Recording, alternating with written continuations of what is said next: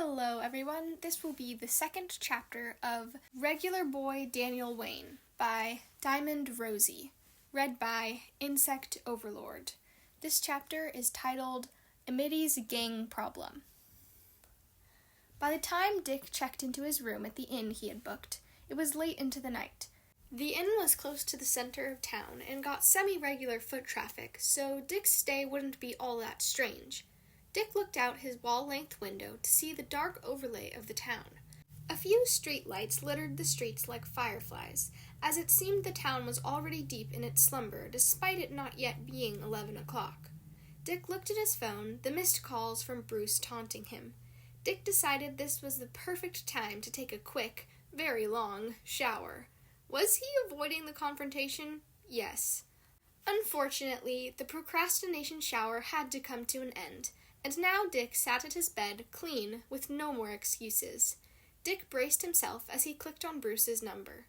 Bruce answered instantly. Richard. Richard? Oh, Dick was screwed. Brucey, Dick said with an exaggerated cheer, hoping some of it would rub off on cold, dark, and brooding. There was a silence when Bruce said nothing. I sent you a completed list of the files. Take a look when you can. I sent a copy to Agent Johnson to deal it to the public since it's a domestic security case, Dick added, knowing Bruce had already looked through the files, at least minimally. All the files? Bruce repeated pointedly, picking at the fact that Danny's and Thomas's files weren't included in his copy. This is a textbook example of what Dick likes to call a Batman conversation. Minimal responses, maximum silence, and just waiting for the other guy to spill. Fortunately for Batman, it was a tried-and-true strategy to get information from criminals and other nefarious doers. Unfortunately for Bruce, it didn't work on Dick. I worked the case. I get to decide what files you get to see. Dick paused. He knew how to play the game. Your rules. You want me to find out with everyone else, Bruce concluded matter-of-factly. Dick knew Bruce wouldn't exactly approve of his course of action, but Dick was playing the long game. Listen, we both know you have tendency to overanalyze things. I didn't want you to jump the gun and freak the kid out. There's no way he knows anything about what's happened other than that it was on the news. Dick tried to explain. And what exactly is your plan? That was an effing good question, and one Dick wasn't going to answer honestly. Activate skill, reroute, and deflect. The news will probably be out by the end of the week officially by the FBI, and maybe some lawyers will break the news to the public. They'll all probably jump at the chance to be the one to tell Bruce Wayne, so you'll get a call soon enough. Dick let out a sigh. Just get your head wrapped around this, Bruce. I know that the baby not making it screwed all of us up. And the thing with... Dick trailed off. Talking about Jason was always like poking a freshly salted wound with Bruce. We finally have a chance to get some of what we lost back. I just want you to be all there when we do. There was a long pause on the phone while neither spoke. Dick checked to see if Bruce had hung up on him, but he was still there. When Bruce finally responded, his voice was low and delicate. Not delicate like Batman's was when he was comforting child victims, but the way Bruce's was when he felt like he was losing control of the things around him. Keep me updated. Will do, B, Dick responded softly. Take care of yourself. And after another beat of silence, this one loud and comforting, Dick hung up. Not used to sleeping this early, Dick absent-mindedly flipped through a few local channels. Most news and talk shows this late at night were talking about the baby swap case, and Dick had his fill of that for the day. Both refreshed and extremely tired, Dick stepped into the balcony to get a bit of fresh air and grabbed a juice from the mini-fridge. Although the town seemed mostly asleep, there were still people out and about. It was a change from the bustling, undersleeping cities of Bloodhaven and Gotham. Dick watched the serene sight of the occasional cars driving by and strange green animals going about their business in the nearby park, though the most interesting thing that Dick had spotted was a lanky-looking teenager, maybe 15 or 16, sneaking out from the window of a well-groomed mansion. Dick thought little of the kid's behavior. He'd done his own fair share of sneaking out in the middle of the night, non-adjacent to his nighttime career. Dick saw a girl peek out from the window the boy had just snuck out of. Dick gave him a knowing smile, even if the kid couldn't see it, and was silently trying to get the boy's attention. With his back to her, the boy was completely unaware, trying to get to the gated fence of the property. The girl, growing agitated at the window, decided in the name of subtlety that she would just call out to him, really loudly. When the boy turned around, reasonably alarmed, the girl tossed a filled book bag to him with impressive accuracy. Dick watched the rest of their exchange, but the name the girl called him rang in his head. Danny. It was a common name. There could be hundreds of Dannys in this town alone. But that didn't mean that this Danny was his Danny. When the boy turned around again, Dick couldn't help but think he looked like an older, off-brand version of Damien. Don't jump to conclusions. Find evidence. Bruce's voice echoed in his head from his Robin days. Dick really shouldn't be having this much of a hard time following around a civilian teenager. But not knowing where he was going was a pretty big disadvantage. At first, Dick had tried the rooftops in classic Bat style, but the roofs in a midi park were not vigilante-friendly, so here Dick was, peeking out of the corner of some alleyway to spy on a teenager. Very upstanding citizen of him, and not at all creepy. So far in his investigation, Dick had followed the Danny away from the girl's house, and tried to get close enough to listen to the conversation he was having with another girl in a more secluded but still public spot. Dick noticed the inscription Mason near the entryway of the property Danny had just fled from. "Did you get it?" a female voice asked. Dick couldn't see either of them from where he stood. "Yeah, here," said, Dick assumed, Danny.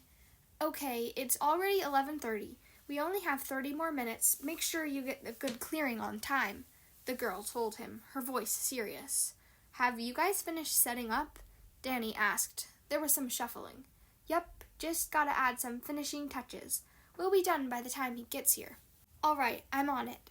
Dick hid quickly in the shadows as Danny and the girl walked out into the alleyway. They both walked separate ways, Danny jogging past Dick, now backpackless, as the second girl went further down the opposite end of the street. As Dick followed Danny down the many turns and streets he crossed, he tried to make sense of the conversation he overheard. Was Danny involved in some kind of gang? He'd have to be pretty high up the ladder to have a say in the setup. Was Danny tasked with leading a rival gang member to the takeout spot? Dick had come in civvies, so it would have been difficult for him to intervene. Maybe he could call the cops if things went south? Eventually, Dick found himself in another neighborhood. The houses weren't as large as the Masons, but still comfortably middle class. Dick watched from a distance as Danny threw a small stick at one window and waited. A few seconds later, a dark-skinned African boy slid the window up and leaned his head out. The light from the room illuminated his inquisitive look. Danny gave him a hand gesture, telling him to come here. Dick waited, but nothing happened for a few seconds. The lights turned off in the boy's room, and he slid the window down as he slunk out with practiced ease. Danny walked over to meet him in front of the house. Greeting each other animatedly, they continued to walk as Danny led them to their destination. The more Dick watched them, the more confused he felt about his previous theory. The two boys were obviously close friends. They talked about school, video games, and who Dick figures was their other friends. Was Danny a good enough liar to fool both the boy and Dick? Maybe Talia's side of the gene pool was stronger than expected. Dick was getting ahead of himself. He wasn't even sure if that was the right Danny. When Danny led the three of them down the large dirt path, the boy didn't question him. Despite this clearing looking like a secluded ambush spot, he seemed to almost be following Danny in blind faith. All the while, Dick grew with concern. Fortunately, it was a lot easier to hide in the trees than in the alleyways. From his position, Dick could clearly see Danny pull his phone out and text, "We're here," to assumably the girl he had rendezvoused with earlier. Dick used his incredible bat skills to decipher that as, "We're here." So it was an ambush. The poor boy did not know what he had gotten himself into. Dick pulled out his phone and had 911 typed and ready to dial. He could try to step in if things got messy before the cops showed up. Well-off towns like these rarely held the same issues as Bloodhaven did with law enforcement. Further down the path, Dick saw a little clearing with a small setup and could see a few teens hiding in the trees, waiting for Danny to approach with their victim. Dick watched in anticipation as the two boys got closer, preparing a plan of action. Danny reached into his back pocket, pulling out an object he kept concealed in his hand, unbeknownst to the darker boy. Presumably a switchblade or a small knife. The two boys made the last turn into the setup, and Dick's fingers twitched above the call button on his phone, unnerved by the new development of potential weapons. And then it all happened at once. One of the two girls jumped out from the trees. One pulled a trigger on their weapon to release confetti. The other held a cake with lit candles, just as Danny successfully unwrapped a banner to hold out in front of the unsuspecting boy. "Happy birthday, Tucker!" they all said in disharmonious unison as the boy, Tucker, looked around emotionally. "Dude," he said, shaky and emotionally hugging Danny. The girl that held the cake walked closer so Tucker could blow out the candles. "Do not make a wish," she said sternly. It must have been some kind of inside joke, and all the teens collectively laughed. The girl that had thrown the confetti went around and lit the lanterns they had set up, illuminating their midnight birthday picnic setup. Dick watched them for a moment. No, it wasn't creepy. Long enough to learn the girl with the cake was the same girl whose room Danny had snuck out of, Sam. The other girl Danny had met in the alleyway and released the confetti was Val. They all went around wishing Tucker a happy birthday and showing him their gifts. The moon shifted slightly when Danny spoke up. "Hey, where's Wes?" Just in time for a redhead boy, who strangely looked a lot like Danny, to stumble in. The new boy looked around the site and pouted. "Don't tell me I missed everything." Dick assumed this was Wes, as they all went around teasing the newcomer lightheartedly. "Hey, not my fault Fenton told me to change up at the last possible second." Dick heard Wes report to someone's comment about being late. "You guys are just lucky my parents are out of town for the rest of the weekend." "Honest oversight," Danny said, putting his hands up defensively. "Hot chance! You did it to get back at me for—" Fenton. His name was Danny Fenton. That was his Danny. Thank goodness he wasn't in a gang. Dick snapped a picture of the group of friends before heading back to his room. The picture was dark, illuminated only by the lanterns the kid had set up, the scene vivid with action and personality. Tucker was slicing the cake and handing a piece to Val, who was in the middle of talking. Danny had his arm slung around Wes's neck in a mock chokehold as they both laughed about something. Wes trying to look mad while Sam punched Danny in the shoulder, a laughing scoff on her face. "I really need to get out of Gotham more." Dick chuckled lightly at his misunderstanding. Once he got back to his room, Dick duplicated the picture on his phone and cropped it so it only had Danny's face visible. "Me. 1 photo. Me. Updates as promised." Dick waited a few seconds for Bruce to read his message before texting again. "Me. Don't be a creep about it." When Bruce didn't respond, Dick texted him again. "Me. He was at his friend's birthday party." "Me. I'll send you the whole pic if you swear you won't try to Batman this." Dick knew it was a big ask, but Dick thought it would be hypocritical of himself to not at least give Bruce a chance when Dick had come all the way to check it out himself. "Big B. Send it." "Me. Wow." "Me. So polite, Brucey." Before Dick could contemplate adding the picture, Bruce texted back. "Big B. Please." Dick looked at his screen for a moment before a smile cracked on his face. Bruce was really taking this seriously, huh? "Me. 1 photo."